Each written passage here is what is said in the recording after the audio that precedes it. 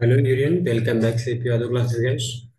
तो आज यहाँ पर हम बहुत ही इम्पोर्टेंट टॉपिक पर डिस्कस करेंगे और ये टॉपिक उन कैंडिडेट के लिए जो फ्रेशर है, जिन्होंने यूजीसी नेट एग्जाम की तैयारी के बारे में सोचा है या तैयारी कर रहे हैं लेकिन कुछ डाउट है कि एक्चुअल में एग्जाम क्या है, किस प्रकार की चीज़ें इसमें होती हैं और क्या क्वालिफिकेशन है, और विभिन्न प्रकार के जो डाउट होते हैं यूजीसी क्या है, नेट क्या है, एनटीए क्या है।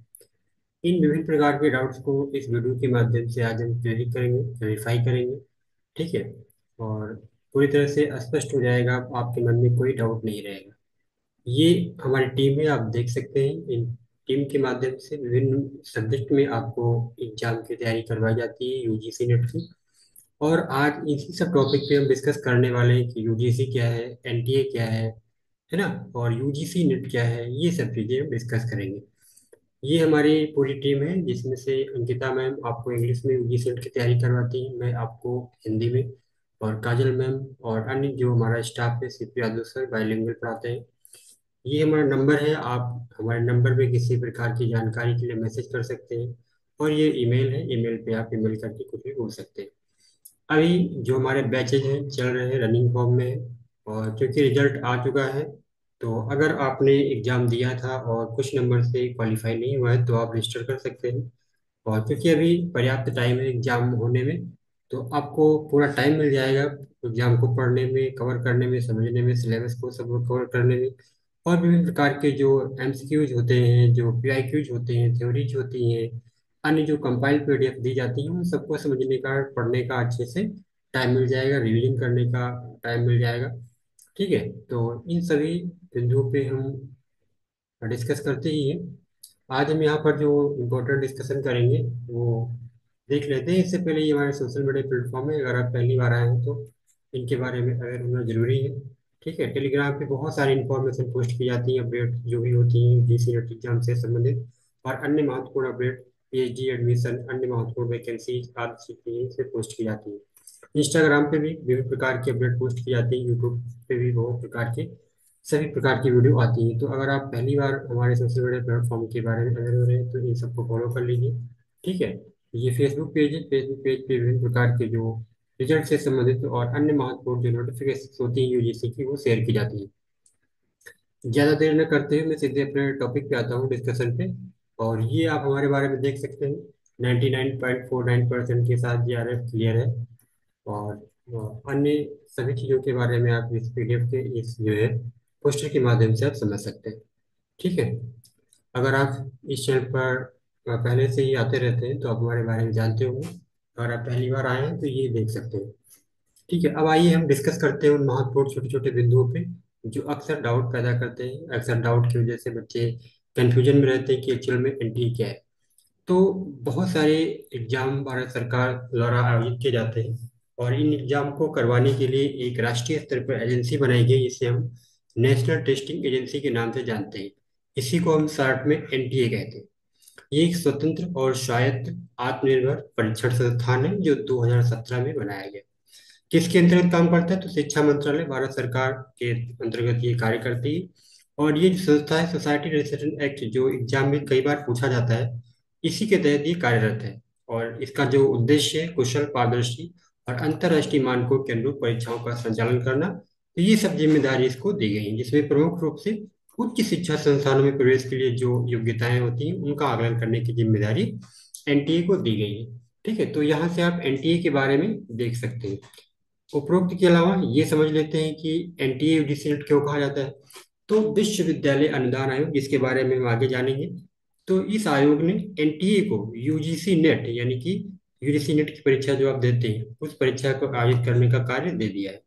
ठीक है। और ये परीक्षा भारतीय नागरिकों के लिए निम्नलिखित योग्यताओं को निर्धारित करने के लिए होती है। तो यूजीसी नेट की परीक्षा क्यों होती है, ये चीज यहाँ से क्लियर होने वाली है। ठीक है। तो इस तरह के डाउट बहुत सारे बच्चों के होते हैं। तो यूजीसी नेट की परीक्षा क्यों होती है, आप देख सकते हैं। जो यूजीसी नेट परीक्षा कराने का उद्देश्य है, सबसे पहले जूनियर रिसर्च फेलोशिप ज्यादा प्रदान करने और सहायक प्रोफेसर के रूप में नियुक्ति के लिए ये होती है। दूसरा पॉइंट है सहायक प्रोफेसर के रूप में नियुक्ति और पीएचडी प्रवेश के लिए, और केवल पीएचडी प्रवेश के लिए। तो इन तीन प्रकार के जो महत्वपूर्ण उद्देश्य हैं यूजीसी नेट परीक्षा के, वो आप समझ सकते हैं। जीआरएफ में क्या होता है? तो जीआरएफ में सरकार एक फेलोशिप देती है आपको। पीएचडी के दौरान जो टॉपिक होता है जिस पे आप रिसर्च करते हैं उसमें किसी प्रकार की कोई कठिनाई ना आए, इसलिए सरकार आपको मंथली फेलोशिप देती है। ठीक है। और इसके अलावा नेट क्वालिफाई करने के बाद आप असिस्टेंट प्रोफेसर बनने के लिए क्वालिफाई हो जाते हैं। और जो तीसरी कैटेगरी है पीएचडी, तो उसमें अगर आप क्वालिफाई करते हैं तो आप कहीं भी पीएचडी के लिए एनरोल कर सकते हैं। हालांकि उसका एक प्रोसेस होता है, उसको हम अभी डिस्कस करेंगे। तो ये परीक्षा भारतीय विश्वविद्यालयों और कॉलेजों में प्रवेश एवं नियुक्ति की प्रक्रिया को सुचारू और योग्यतापूर्ण बनाने में सहायता करती है। ठीक है। अब इसके बाद हम देखते हैं कि एक्चुअल में यूजीसी क्या है, क्योंकि हर बार हम देखते हैं यूजीसी नेट, यूजीसी नेट। तो एक्चुअल में यूजीसी क्या है, इसको समझ लेते हैं। यूजीसी का अगर हम फुल फॉर्म देखें तो इसका फुल फॉर्म होता है यूनिवर्सिटी ग्रांट कमीशन, यानी कि विश्वविद्यालय अनुदान आयोग।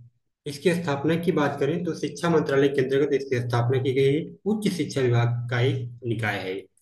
इसे विश्वविद्यालय अनुदान आयोग अधिनियम 1956 के तहत स्थापित किया गया है। और यूजीसी को मुख्य रूप से दो जान जो है जिम्मेदारी सौंपी गई है। उच्च शिक्षा संस्थानों के लिए वित्तीय सहायता प्रदान करना, और उनमें समन्वय मानकों का निर्धारण करना और उनका अनुरक्षण करना। तो ये जिम्मेदारियां यूजीसी को प्रोवाइड की गई हैं। और इन्हीं जिम्मेदारियों का यूजीसी अच्छे से निर्वहन कर रहा है 1956 से। ठीक है। पहली बार इस संस्था की स्थापना 1953 में होती है।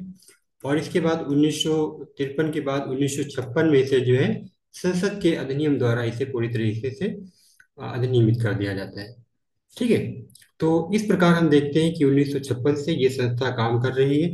और इसके बाद अगर हम इसके उद्देश्य की बात करें, जो यूजीसी का उद्देश्य है, तो यूजीसी के उद्देश्य में सबसे मुख्य बात है उच्च शिक्षा को बढ़ावा देना, यानी विश्वविद्यालय शिक्षा को बढ़ावा देना और उसका समन्वय करना। विश्वविद्यालयों में शिक्षण परीक्षा और अनुसंधान के मानकों का निर्धारण करना, अनुरक्षण करना, न्यूनतम शिक्षा मानकों पर नियमों का निर्माण करना, कॉलेज और विश्वविद्यालय शिक्षा के क्षेत्र में होने वाले विकास की निगरानी करना, और विश्वविद्यालय एवं कॉलेजों को अनुदान वितरित करना। ठीक है। तो ये सारे महत्वपूर्ण कार्य जो है यूजीसी के हैं। केंद्र और राज्य सरकारों तथा उच्च शिक्षा संस्थानों के बीच एक महत्वपूर्ण कड़ी के रूप में कार्य करना। विश्वविद्यालय शिक्षा में सुधार हेतु आवश्यक उपायों पर केंद्र और राज्य सरकारों को परामर्श देना। तो ये कुछ महत्वपूर्ण कार्य जो है यूजीसी के हैं। ठीक है। तो आई होप यहाँ से आपको यूजीसी और जो है एनटीए, ये सब चीज़ों के बारे में समझ में आ गया होगा। अब हम देख लेते हैं नेट क्या है। तो विश्वविद्यालय अनुदान आयोग, यूजीसी नेट एक क्या है? परीक्षा है। ठीक है। विश्वविद्यालय अनुदान आयोग एक परीक्षा करवाती है, जो भी हमने देखा। इसे हम नेशनल एलिजिबिलिटी टेस्ट कहते हैं। ठीक है। राष्ट्रीय पात्रता परीक्षा। तो यूजीसी नेट एक परीक्षा है जिसका उद्देश्य भारतीय नागरिकों की निम्नलिखित योग्यताओं को निर्धारित करना। कौन कौन सी योग्यताएं? जूनियर रिसर्च फेलोशिप प्राप्त करने और सहायक प्रोफेसर के रूप में नियुक्ति के लिए योग्यता की पहचान करना, योग्यताओं को निर्धारित करना। सहायक प्रोफेसर के रूप में नियुक्ति और पीएचडी में प्रवेश के लिए योग्यता निर्धारित करना, और केवल पीएचडी में प्रवेश के लिए योग्यता निर्धारित करना। तो इस प्रकार की योग्यताओं का निर्धारण करने के लिए ये परीक्षा करवाई जाती है। ठीक है। यूजीसी क्या है हमने आपको अभी डिस्कस किया ऊपर। ठीक है। और सहायक प्रोफेसर के रूप में नियुक्ति और पीएचडी में प्रवेश श्रेणी में उत्तीर्ण होने वाले उम्मीदवार सहायक प्रोफेसर के रूप में नियुक्ति और पीएचडी में प्रवेश के पात्र होंगे, लेकिन उन्हें जीआरएफ प्रदान नहीं किया जाएगा। कुल मिला के इसका जो परिणाम होता है वो तीन कैटेगरी में होता है। तो जो लोग कैटेगरी वन में आते हैं जिन्हें जीआरएफ मिलता है, उन्हें जो है तीनों कैटेगरी में पास माना जाता है। इसके अलावा इन कैटेगरी पे हम अभी डिस्कस करने वाले हैं। तो आप इस पूरी वीडियो में बने रहिए। हम एक एक करके सभी बिंदुओं को लेने वाले हैं जो आपको आपके मन में संशय पैदा करते हैं। ठीक है। तो जो लोग केवल पीएचडी में प्रवेश के लिए क्वालिफाई करते हैं उन्हें जीआरएफ से की सुविधा नहीं मिलती है, क्योंकि इन तीनों की अलग अलग कट ऑफ बनती है। ठीक है। तो आइए एक एक करके देख लेते हैं। योग्यता और पात्रता। तो जो यूजीसी नेट का रिजल्ट है वो तीन श्रेणियों में आता है। पहली श्रेणी के अंतर्गत है जेआरएफ प्रदान किया जाएगा और सहायक प्रोफेसर के रूप में नियुक्ति। जेआरएफ पात्रता के लिए जो इस पहली श्रेणी में आते हैं वो जेआरएफ पात्रता के लिए योग्य पाए जाते हैं, और सहायक प्रोफेसर के लिए योग्य पाए जाते हैं, और पीएचडी प्रवेश के लिए भी योग्य पाए जाते हैं। लेकिन जो दूसरी श्रेणी में आते हैं वो जेआरएफ के लिए योग्य नहीं होते हैं, हालांकि वो सहायक प्रोफेसर के लिए और पीएचडी के लिए योग्य होते हैं। और जो तीसरी श्रेणी है उसमें केवल पीएचडी में प्रवेश के लिए ही योग्य होते हैं, बल्कि जो सहायक प्रोफेसर है और जीआरएफ है इन दोनों के लिए वो योग्य नहीं होते हैं। तो इन 3 श्रेणियों में यूजीसी नेट का रिजल्ट जारी किया जाता है। और ये श्रेणियां अभी लेटेस्ट में लागू की गई हैं। पहले एक ही श्रेणी होती थी, दो होती थी, जेआरएफ और नेट की। अभी तीसरी भी लेटेस्ट में जोड़ी गई है। ठीक है। तो इस प्रकार ये जो योग्यताएं हैं, अब जिनका जेआरएफ हो जाता है, तो जो बच्चे, जो स्टूडेंट जेआरएफ क्वालिफाई करते हैं, तो जेआरएफ योग्य उम्मीदवारों को यूजीसी पीएचडी डिग्री प्रदान करने के लिए न्यूनतम मानक और प्रक्रियाएं विनियमन 2022 के अनुसार साक्षात्कार के आधार पर, यानी इंटरव्यू के आधार पर पीएचडी कार्यक्रम में प्रवेश दिया जाता है। यानी कि अगर आप जेआरएफ क्वालिफाई कर लेते हैं तो एक पीएचडी कार्यक्रम जो कि निर्धारण किया गया है विनियमन 2022 के अनुसार यूजीसी के, तो उन उस प्रोसेस से आपको गुजरना होगा। ठीक है। और श्रेणी 2 और श्रेणी 3 के तहत जो बच्चे आते हैं, उन्हें विभिन्न विश्वविद्यालयों, उच्च शिक्षण संस्थानों द्वारा पीएचडी प्रवेश के लिए आयोजित की जाने वाली प्रवेश परीक्षाओं के विकल्प के रूप में उपयोग किया जा सकता है। ठीक है। तो ये मुख्य यहाँ पर विशेषताएं हैं जिनको आपको समझना है।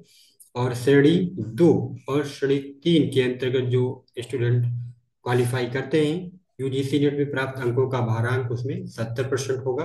और संबंधित विश्वविद्यालय द्वारा आयोजित साक्षात्कार का भारांक 30% होगा। पीएचडी प्रवेश नेट अंकों और साक्षात्कार वायस में जो इंटरव्यू होता है, प्राप्त अंकों की संयुक्त मेरिट के आधार पर होगा। लेकिन यहाँ पर एक चीज और बताई गई कि श्रेणी 2 और श्रेणी 3 के अंतर्गत जो उम्मीदवार पास होते हैं, ठीक है, तो केवल जो है पीएचडी प्रवेश से, तो यूजीसी नेट में प्राप्त अंकों की वैधता परिणाम घोषित होने की तिथि से 1 वर्ष होगी। ठीक है। तो पीएचडी के लिए जो वैधता होती है, उस वो केवल और केवल 1 वर्ष होती है। ठीक है। तो ये चीज आपको ध्यान में रखना है। और इसके बाद अगर हम बात करें कि परीक्षा का जो तरीका है, तो परीक्षा ऑनलाइन मोड से होती है। सीबीटी मोड जो है सीबीटी बेस्ड मोड होता है, यानी कि कंप्यूटर आधारित टेस्ट होता है। ठीक है। सी से कंप्यूटर, बी से बेस्ड और टी से टेस्ट, सीबीटी मोड होता है। तो परीक्षा केवल कंप्यूटर आधारित होती है। और परीक्षा के पैटर्न क्या होता है उसको भी हम डिस्कस करेंगे। एक एक सारे डाउट, सारे टॉपिक को हमने कवर किया है इस वीडियो में, तो आप बने रहिए। और हाँ, एक महत्वपूर्ण सूचना, अगर आप पेड कोर्स ज्वाइन करना चाहते हैं तो हमारे बैचेज चल रहे हैं जून 2025 के लिए, आप ज्वाइन कर सकते हैं। और अभी पर्याप्त टाइम आपको तैयारी के लिए मिल जाएगा। कोर्स हिंदी और इंग्लिश दोनों मीडियम में है। इसके अलावा अगर आप फाउंडेशन कोर्स नहीं ज्वाइन करना चाहते हैं तो क्रैश कोर्स ज्वाइन कर सकते हैं। अगर आप क्रैश कोर्स भी ज्वाइन नहीं करना चाहते हैं तो टेस्ट सीरीज ज्वाइन कर सकते हैं। यानी कि मल्टीपल ऑप्शन आपके पास है, आप अपनी तैयारी के, अपनी जरूरत के अनुसार चीज़ों को ज्वाइन कर सकते हैं। अगर मैं परीक्षा पैटर्न की बात करूं तो परीक्षा के पैटर्न में 2 पेपर होते हैं। और इन दोनों पेपर में एक पेपर फर्स्ट जो होता है कॉमन होता है, और एक जो तो सेकंड पेपर होता है वो सब्जेक्ट का होता है। पेपर फर्स्ट जो होता है वो 100 अंक का होता है और प्रश्नों की संख्या 50 होती है। इसमें शिक्षण, अनुसंधान, तार्किक क्षमता, सामान्य जागरूकता, इन सब चीजों से संबंधित प्रश्न आते हैं। और ये टोटल अगर हम बात करें तो ये 3 घंटे का पूरा पेपर होता है। ठीक है। कुल अवधि कितनी होती है? कुल अवधि होती है 3 घंटे, यानी कि 180 मिनट होते हैं। अगर मैं दूसरे पेपर की बात करूँ तो दूसरा पेपर जो है 200 अंक का होता है और प्रश्नों की संख्या 100 होती है। और ये आपके स्पेशल सब्जेक्ट से रिलेटेड होता है, यानी कि विषयगत ज्ञान की इसमें मूल्यांकन किया जाता है। ठीक है। तो ये बहुत ही महत्वपूर्ण जो है पैटर्न है। और बहुत सारे डाउट जो आपके मन में उठ रहे होंगे, आप वीडियो में बने रहिए, सारे डाउट एक एक करके क्लियर होते जाएंगे। ठीक है।